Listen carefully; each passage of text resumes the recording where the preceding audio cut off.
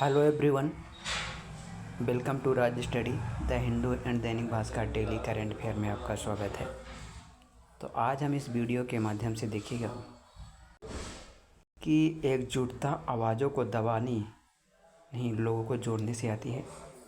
दूसरा ऐड करेंगे कृत्रिम मेधा का महत्व और रिस्क क्या है, और कृत्रिम मेधा के बारे में ये भी देखिएगा कि आखिरकार कृत्रिम मेधा या जिसे आर्टिफिशियल इंटेलिजेंस और आर्टिफिशियल इंटेलिजेंस के साथ साथ जैसे रोबोटिक्स, ड्रोन, इनका आखिरकार यूटिलिटी क्या है in education, in administration, security,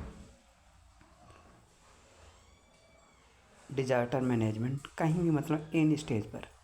नई शिक्षा नीति से विकसित भारत की ओर बढ़े कदम, 2020 की जो न्यू एजुकेशन पॉलिसी है उसके बारे में देखिएगा। तो ये है, तो यहाँ के जो इनका कहना है कि जो न्यू एजुकेशन पॉलिसी है, देखिएगा कि आखिरकार न्यू एजुकेशन पॉलिसी कि एकजुटता से किस प्रकार से, देखिएगा कि एकजुटता किस प्रकार काम करती है। तो जैसे ये है, ये यदि हम लोग यहाँ एकजुटता पैदा कर लिए तो लोग हमको तोड़ नहीं पाएंगे।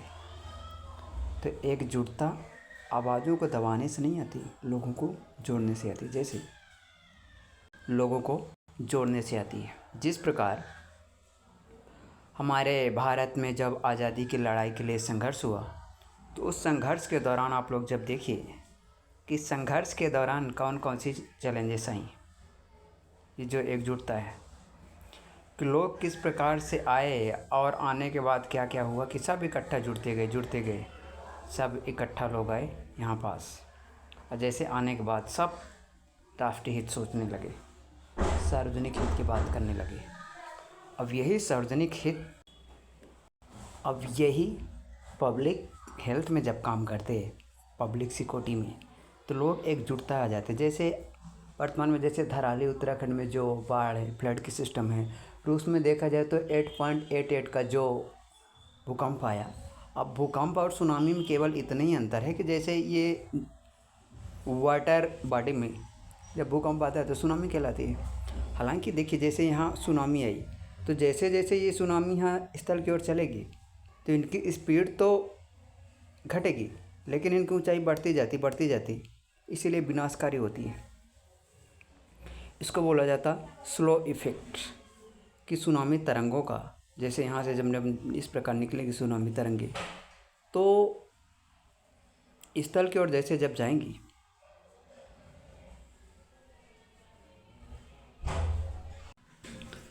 अब वो स्थल की ओर जैसे जब जाती हैं, तो स्थल की ओर जाने के बाद क्या होता कि यहाँ पास देखिए कि जैसे ये इंडिया का मैप है ऐसे। अब इंडिया का मैप तो है यहाँ, जैसे ये वाटर बॉडी है, ये वाटर बॉडी है। अब यहाँ कोई सुनामी आएगी तो जैसे सतह की ओर चलेंगे, सतह मतलब स्थल की ओर चलेंगे वाटर बॉडी से। अब यहाँ से जैसे जब चलेंगे, जैसे 2004 का 2004 का जो सुनामी आया था, मतलब जिसमें हमारा एक जो ग्रेट निकोबार उसमें डूब गया, सबडक्शन हो गया। उसी प्रकार से जैसे अभी जो रूस में आया, तो मतलब प्रशांत महासागर में देखिएगा, प्रशांत पैसिफिक वाले इलाके में, तो बहुत सारी चैलेंजेस आती हैं। जैसे तो एकजुटता न केवल राष्ट्रीय एकता को बढ़ाता है, बल्कि क्या होता कि आपदा का सामना करने के लिए भी लोगों को तैयार किया जाता है, जिसको बोला जाता है ह्यूमन रिसोर्स मानचित्रण, कि आखिरकार किस प्रकार से किस स्थान पर लोगों को एकजुट किया जाए। राइट, एकजुट करने के बाद लोग काम करेंगे। अब अगला आर्टिकल देखिए, ये जो कृत्रिम मेधा है, आर्टिफिशियल इंटेलिजेंस है, तो यहाँ देखिए कि आर्टिफिशियल इंटेलिजेंस जिसको बोला जाता है AI, और इसी से रिलेटेड रहेगा एक रोबोटिक्स, और रोबोटिक्स के अलग अलग टाइप्स हो जाएंगे। हालांकि इस एआई के भी प्रकार होंगे। तो क्या है, एआई एक प्रकार से देखा जाए सॉफ्टवेयर प्रोग्राम होता है जो मानव की बौद्धिक क्षमता के समान सोच करके डिसीजन लेता है, एक्शन कर ले या कार्य करता है। हालांकि जब इसके प्रकार देखा जाए तो जैसे कॉन्शियस, सुपर कॉन्शियस, अवेयरनेस, इस प्रकार से एक्टिव, पैसिव, ये आते हैं। जब इसके फादर ऑफ एआई बोला जाए तो father of AI John McCarthy, ये कहाँ के हैं? जॉन मैकार्थी आते हैं जापान के 1955 में एआई के बारे में। दूसरा, हालांकि जो यूके है, यूनाइटेड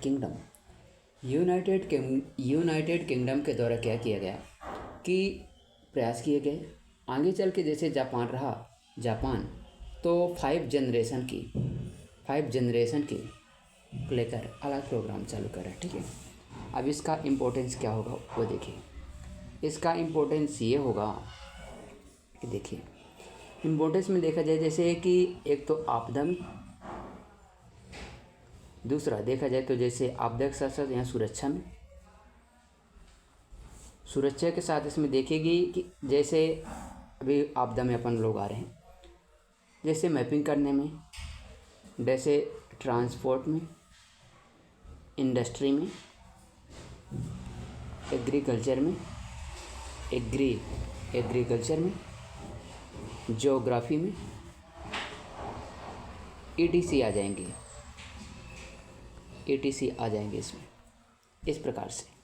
अब जब इसमें डिजास्टर मैनेजमेंट करने में आते हैं तो इनका वॉचिंग करने में, कोई भी डिजास्टर मैनेजमेंट अपन ले लें, जैसे कि वर्तमान में जो है डिजास्टर मैनेजमेंट के बारे में, तो यहाँ देखिए कि यहाँ पर जैसे कि मान के चलिए कि जैसे भगदड़ हो गई। अब भगदड़ की घटना जैसे जो हरिद्वार में हुई, तो हरिद्वार में जैसे पहाड़ी है, ये जैसे पहाड़ी में यहाँ से सीढ़ी लगी हुई थी, इस प्रकार सीढ़ी लगी हुई थी, यहाँ मंदिर था। अब धार्मिक विश्वास, रिलीजियस बिलीफ सिस्टम के आधार पर लोग यहाँ जाते हैं, और जाना भी चाहिए। लेकिन जैसे जब यहाँ जाते हैं तो लोग जैसे जैसे यहाँ चढ़े थे, यहाँ लोहे के पकड़ने वाला साइड में लगा था सीढ़ियों के बगल में, तो रूमर्स फैला दिए, रूमर्स कि जो ये पकड़ने वाला हैंडल है इसमें क्या है, करंट है। लोग छोड़ के भागना शुरू कर दिए और मौत हो गई। ठीक है, तो यदि इनको वॉचिंग करने के लिए, इनका ऑब्जर्वेशन करने के लिए एडमिनिस्ट्रेशन के द्वारा उपयोग किया जाए, अभी हम लोग एडमिनिस्ट्रेशन किए नहीं थे, और विमानन में, जहाजरानी इंडस्ट्री में, माइनिंग में, कहीं भी कर सकते। लेकिन अब इसके पास जो चैलेंजेस हैं, चैलेंजेस ये हैं कि ये रोजगार विहीन इकोनॉमी डेवलपमेंट करता है। दूसरा, एथिकल वैल्यू इसमें कम होती हैं, क्योंकि मशीन है। मशीन से क्या मतलब, किसी को घाटा हो रहा है, किसी को फ़ायदा हो रहा है। दूसरा, इसमें कोई देखा जाए तो ग्लोबल लेवल पर किसी प्रकार का कोई मतलब कंक्रीट लॉबी नहीं बना, कंक्रीट ठोस नहीं बना। दूसरा, अगला इसमें यह है कि लोगों में उतनी अवेयरनेस नहीं है। अब जैसे जैसे डिजिटल इंडिया में ये बढ़ा तो साइबर फ्रॉड देखिए कि 1930 साइबर अपराध से साइबर सिक्योरिटी से सेफ के लिए गवर्नमेंट के द्वारा भी कई प्रोग्राम चालू किए जाते हैं। उनमें से एक थे कि देखिए कि मोदी जी जो हमारे प्रधानमंत्री हैं, बोले कि रुको, सोचो, फिर एक्शन लो। 3 चीज़ वही बोले थे वो, कि एक तो इसमें रुको, सोचो और फिर एक्शन लो, 3 चीज़ करो। तो हमारे दिमाग में भय, इल्यूजन पैदा कर देते हैं। साइबर फ्रॉड इसी से जुड़ा हुआ है। यदि साइबर फ्रॉड के बारे में देखिए कि डिजिटल इकोनॉमी तो बढ़ रही है, ठीक है, साइबर फ्रॉड के बारे में, साइबर धोखा कि सन जून 2021 से जून 2025 तक कितने मामले में वृद्धि हुई? 900% की वृद्धि हुई। कितना? 900% की वृद्धि हुई। टोटल इवेंट कितने हुए? 66 प्लस लाख में वृद्धि हुई। राइट, तो ये है इसके जोखिम और प्रॉफिट क्या है। सामाजिक चेतना का आह्वान किया।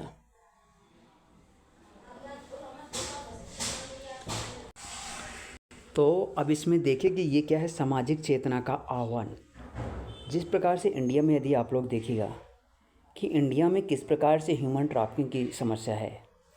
हालांकि देखा जाए कि जो इंडिया गवर्नमेंट है, इंडिया गवर्नमेंट के साथ साथ जो यूपी गवर्नमेंट है, दोनों गवर्नमेंट के द्वारा अच्छे प्रयास किए गए हैं, इनिशिएटिव किए गए, जैसे कि ह्यूमन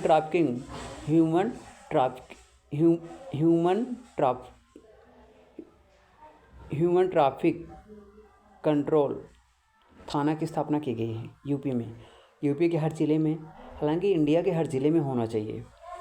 समस्या क्या है कि सामाजिक चेतना, इसका सीधे से रिलेशन ये है कि लोगों में जागरूकता बढ़ानी चाहिए। देखिए कि जैसे ये गांव हो गए, ये गांव वाले इलाके, ये गांव हो गए, ये थोड़े से शहरी इलाके हो गए, ये बड़े बड़े सेंट्रल लेवल, ये राज्य के लेवल पर, ग्रामीण के लेवल पर, केंद्र के लेवल पर। अब जिस प्रकार से यदि इसमें देखा जाए कि लोकल लेवल में क्या होता है, ग्रामीण में महिलाएं हो जाएंगी, बच्चे हो जाएंगे। अब महिला में देखिए, बच्चे में जैसे गर्ल्स और बॉयज़ दोनों आ जाएंगे। तो जो ये चालाक लोग रहते हैं ना, स्मार्ट लोग, जिनको बोला जाता है ह्यूमन ट्रैफिकिंग करने वाला, तस्करी, मानव तस्करी एक प्रकार से देखा जाए तो अमानवीय घटना है, जिसमें अज्ञातवश लोगों को या गुमराह करके या गलत जानकारी के आधार पर उनको विश्वास दिलाकर अपने अधिकार में लेकर दूसरे धंधे में लगा दिया जाता है, अमानवीय कार्यों में झोंक दिया जाता है, भेज दिया। जैसे वेश्यावृत्ति का धंधा करना, इसमें जैसे प्रोस्टिट्यूशन, वेश्यावृत्ति का धंधा करना, वेश्यावृत्ति। दूसरा इसमें है कि जबरन, जैसे घरों में काम करवाना, घरेलू नौकर बना लेना। इन्हें अंग व्यापार करने के लिए देखा जाए तो किडनी गुर्दा निकाल लेते हैं। दूसरा, बाल विवाह करा दिया जाता है, मसाज करने में देखा जाए तो। और इसी में अगला देखिए कि जो छोटे छोटे रेस्टोरेंट, होटल होते हैं, उनमें बाल अपराध किया जाता है। तो ये जो समस्या है, इसका सलूशन निकालने के लिए राइटर के अकॉर्डिंग देखिए, उन्होंने बताया कि सामाजिक सोशल अवेयरनेस का आह्वान किया। हालांकि सोशल अवेयरनेस के बारे में देखिए कि इंडिया में जिस प्रकार से समस्या है कि यहाँ जैसे म्यांमार है, नेपाल है, भूटान है, चीन है, ये साउथ एशिया है, यहाँ गोल्डन क्रिसेंट, गोल्डन ट्रायंगल, मानव तस्करी और मादक पदार्थ दोनों का यहाँ से सप्लाई किया जाता है। इंडिया है बीच में है, तो इंडिया में यहाँ से बुलाई जाती गर्ल्स, महिलाएं, म्यांमार से, या पूरा देखा जाए तो साउथ ईस्ट एशिया से, Philippines, Myanmar, Thailand, Cambodia, Vietnam, यहाँ से ला कर के इनको भेज दिया जाता है। फिर बोला जाता है कि ये अपराधी है, और ये अपराधी बन के क्या करते हैं, अपनी न्याय स्वतंत्रता, अपने जस्टिस की मांग करते करते अपने जीवन से हाथ धो लेते हैं। इसीलिए इसमें देखा जाए तो अब इसमें क्या है, इसमें जो चैलेंजेस ये हैं, चैलेंजेस इसमें ये हैं कि एक तो इनकी सुनवाई नहीं होती। दूसरा मतलब ये अशिक्षित होते हैं, अशिक्षित। ये क्या है कि जागरूकता नहीं होती इनमें। यदि जागरूकता होती तो ना फंसते। और इंडिया में बेरोजगारी तो है ही, बेरोजगारी ये तो है ही है। अब इसमें क्या है कि पहले फ़ोन पे कॉल आएगा और सामने वाले को विश्वास दिलाएगा कि आप आ जाइए, हम लोग आपको जॉब दिलाएंगे, सीधी सी बात। और आप इतना पैसा लगाइए, आपको इतना मिलेगा, सीधी सी बात। तो सामने वाले के इमोशन को हेर फेर करके मैनिपुलेट किया जाता है, इनके जज्बात से खेल करके अपना हित साधते हैं। ये इसमें होना ये चाहिए कि देखिए कि जो गवर्नमेंट है,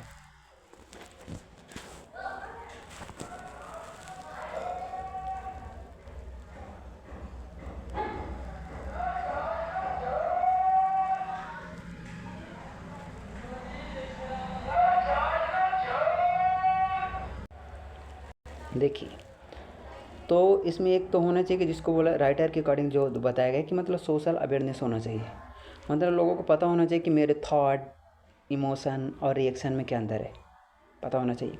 दूसरा मतलब साइबर ठगी, इसमें भी एक प्रकार से देखा जाता है, ये भी होना चाहिए। दूसरा जो सरकार है ना, सरकार को देखा जाए तो टेक्नोलॉजी के माध्यम से इनका निगरानी होना चाहिए। और जो प्रशासन है, प्रशासन में क्या एक प्रकार से देखा जाए तो पारदर्शी, ट्रांसपेरेंसी होना चाहिए। बहुत से ऐसे मामले आते हैं कि इनकी सुनवाई होती नहीं, रिपोर्ट लिखी नहीं जाती, दबा दी जाती। बोले तुम तो वैसा वृत्ति के प्रॉस्टिट्यूशन का बिजनेस ऑफ प्रॉस्टिट्यूशन का धंधा करने वाले इंसान, इस प्रकार से इसमें सेलिब्रेट किया जाता है। दूसरा, अब इस प्रकार से जब इसमें चैलेंजेस आते हैं तो इसका निराकरण इसी प्रकार से होगा। अब जब इसमें चैलेंजेस तो आते हैं तो चैलेंजेस का सामना करने के लिए एक तो प्रशासन के लेवल पर काम करना चाहिए, एक तो प्रशासन के लेवल पर काम, दूसरा सरकार को भी काम करना चाहिए, तीसरा समाज के लेवल पर भी काम करना चाहिए। मतलब इथिकल वैल्यू तो एक भी नहीं है, इथिकल वैल्यू तो इसमें देखिए कि जो नासा क्या था, नासा इसरो अपर्चर रडार, ये क्या है, एक सैटेलाइट है। कब लॉन्च किया गया, इसको लॉन्च किया गया है 23 जुलाई को। अब इसमें देखिए कि दो चीज़ हैं, एक तो जैसे निसार है, निसार,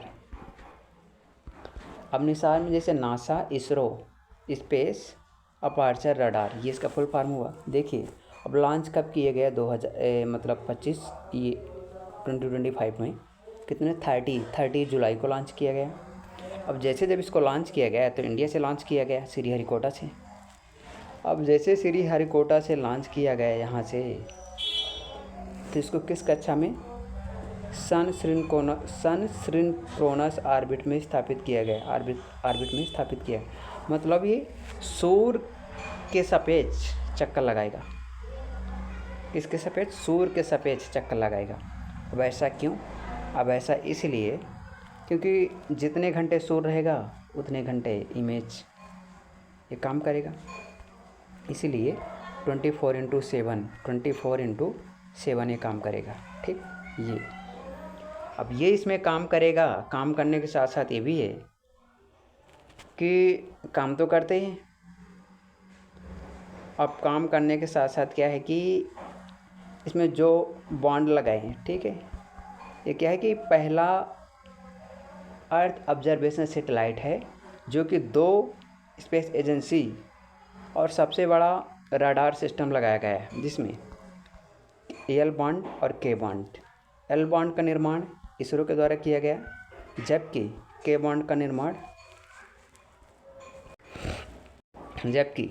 बॉन्ड का जो कंस्ट्रक्शन किया गया वो नासा के द्वारा किया गया। अब इसके देखिए कि क्या करेगा, पृथ्वी के जैसे ऐसे है पृथ्वी, तो पृथ्वी के सफेद इसके चक्कर लगाएगा, अब पृथ्वी को ऑब्जर्व करेगा, इसीलिए अर्थ ऑब्जर्वेशन सैटेलाइट है, लॉन्च किया गया। तो ये मेंस में ज़रूर पूछा जा सकता है, प्री में तो ठीक है, MPPC में पूछा जाए ना जाए, पूछ भी सकते हैं, लेकिन मेंस में ज़रूर पूछा जा सकता है अर्थ ऑब्जर्वेशन, क्योंकि जितने भी हमारे रिसोर्स हो गए, जहाज रानी इंडस्ट्री हो गया, विमानन हो गया और वाटर बॉडी हो गई, ये साइबर सिक्योरिटी वाला मुद्दे हो गए। जैसे सागर में देखा जाए तो जो चाइना के द्वारा किया जाता। अब अगला है कि नई शिक्षा नीति से विकसित भारत की ओर बढ़े कदम। तो क्या है, देखिएगा कि इंडिया गवर्नमेंट के द्वारा जो न्यू एजुकेशन पॉलिसी आई थी 2020